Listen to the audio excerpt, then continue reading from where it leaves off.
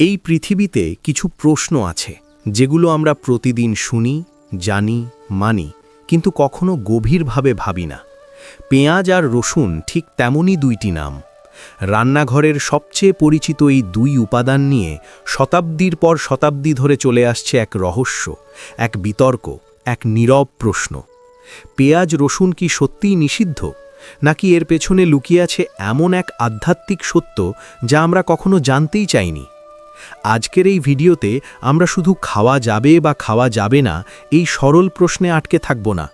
আমরা ঢুকে পড়ব পুরাণের গভীরে, সমুদ্র মন্থনের সেই অলৌকিক মুহূর্তে যেখানে দেবতা ও অসুর উভয়েই অমৃতের আশায় একত্র হয়েছিল, যেখানে বিষ জন্ম নিয়েছিল, যেখানে অমৃত উঠেছিল, আর যেখানে পড়ে গিয়েছিল এমন কিছু ফোঁটা যা আজও মানব জীবনের খাদ্যাভ্যাস, সাধনা ও আধ্যাত্মিক পথকে প্রভাবিত করছে। এই ভিডিও শেষে হয়তো তোমার রান্নাঘরের দিকে তাকানোর দৃষ্টিভঙ্গি বদলে যাবে। হয়তো তুমি বুঝবে পেঁয়াজ রসুন শুধু খাবার নয়, এগুলো এক একটি শক্তি, এক একটি প্রবণতা, এক একটি মানসিক অবস্থার প্রতীক। তাহলে চলো সময়ের স্রোত ভেঙে আমরা ফিরে যাই হাজার হাজার বছর আগে, সেই সমুদ্র মন্থনের দিকে। পুরাণ বলে একসময় দেবতা ও অসুর উভয়েই শক্তিহীন হয়ে পড়েছিল। দেবতাদের ঐশ্বর্য ক্ষয় হচ্ছিল, তেজ কমছিল, ধর্মের ভারসাম্য নষ্ট হচ্ছিল। তখন ব্রহ্মা ও বিষ্ণুর পরামর্শে সিদ্ধান্ত হল সমুদ্র মন্থন করা হবে। এই মন্থন কোনো সাধারণ ঘটনা নয়, এটি ছিল সমগ্র সৃষ্টির শক্তিকে নাড়া দেওয়া এক মহাযজ্ঞ। মন্দার পর্বত হল মন্থন দণ্ড, বাসুকী নাগ হল রজ্জু, আর অসীম ক্ষীর সাগর হল সেই ক্ষেত্র যেখানে উঠে আসবে সৃষ্টির গোপন ধন। দেবতা ও অসুর একসাথে মন্থন শুরু করল, কিন্তু তারা জানত না এই মন্থন শুধু অমৃতই দেবে না, দেবে বিষ, দেবে মোহ, দেবে আসক্তি, দেবে ত্যাগ, আর দেবে এমন কিছু উপাদান যা মানুষের ভেতরের পশু ও দেবত্ব উভয়কেই জাগিয়ে তুলতে পারে। প্রথমেই উঠল হলাহল বিষ, এমন ভয়ঙ্কর বিষ যে তার ধোঁয়ায় 3 লোক কেঁপে উঠল। দেবতা অসুর কেউই তা গ্রহণ করতে পারল না।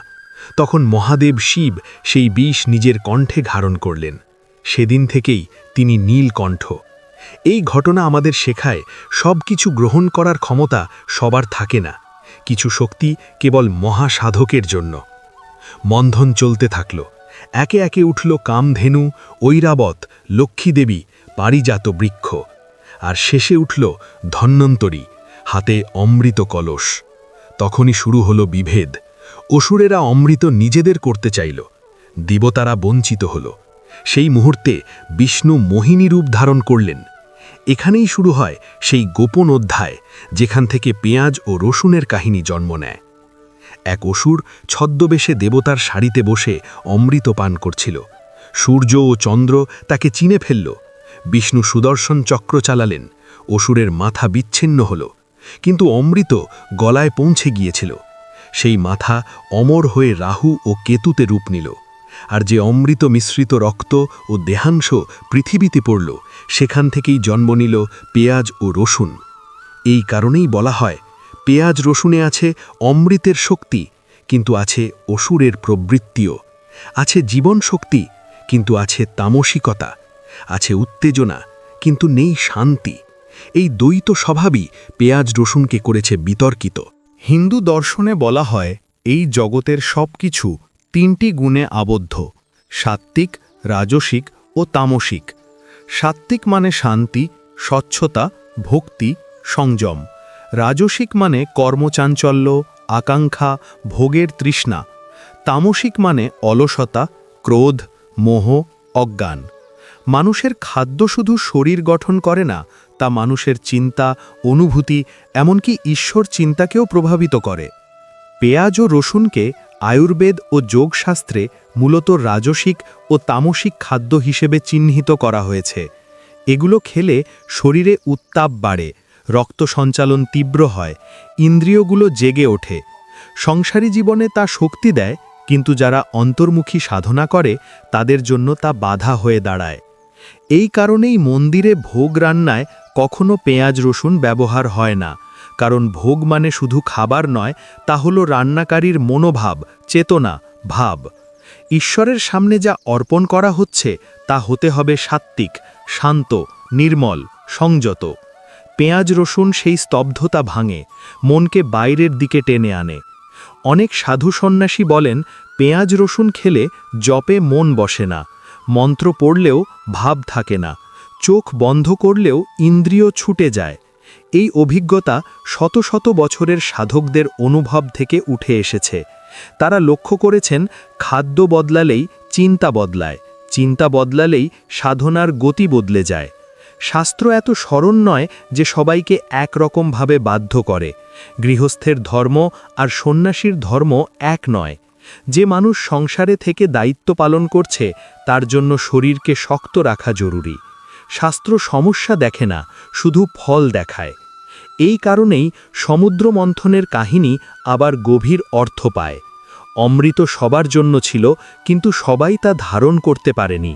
কেউ অমর হলো, কেউ বঞ্চিত হলো, কেউ আবার অর্ধেক পেল। পেঁয়াজ রসুনও তেমনি, সবাই খেতে পারে, কিন্তু সবাই তার প্রভাব সহ্য করতে পারে না। কারোর জন্য ওষুধ, কারোর জন্য বাধা।